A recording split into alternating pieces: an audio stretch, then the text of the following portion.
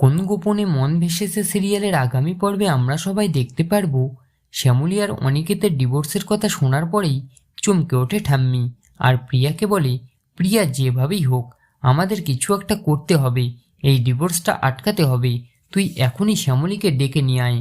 সেই মতোই শ্যামলীকে ডেকে নিয়ে আসে প্রিয়া, আর তখনই তাকে ঠাম্মি বলে, তুই ডিভোর্সের কাগজে সই করে দিয়েছিস, কেন করলি এটা? একবারও আমার কাছে শোনার প্রয়োজন মনে করলি না?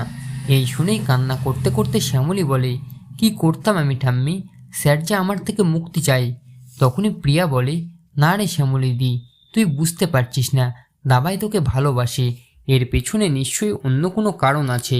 আর এরপরে ঠাম্মি আর প্রিয়া দুজন মিলে শ্যামলীকে অনেক করে বোঝায়, আর তারপরেই কঠিন সিদ্ধান্ত নেয় শ্যামলী। সেই ডিভোর্সটা দেবে না, প্রমাণ করে সবাইকে দেখিয়ে দেবে তার কি ক্ষমতা, অনিকেতের কাছে নিজেকে যোগ্য প্রমাণ করবে। এমনই সিদ্ধান্ত নেয় শ্যামলী।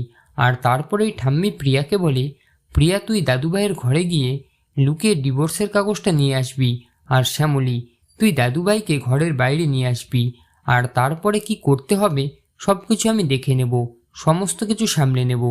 তো বন্ধুরা, ডিভোর্সের কাগজ চুরি করে শ্যামলী আর অনিকেতকে এক করার পরিকল্পনা করলো ঠাম্মি। ঠাম্মি কি নিজের প্ল্যানে সাকসেসফুল হবে? আর প্রিয়া কি পারবে অনিকেতের ঘরে গিয়ে ডিভোর্সের কাগজটা চুরি করে আনতে? আপনাদের কি মনে হয় কমেন্ট করে অবশ্যই জানান। মূল ধারাবাহিক দেখতে হলে অবশ্যই চোখ রাখুন জি বাংলার পর্দায়।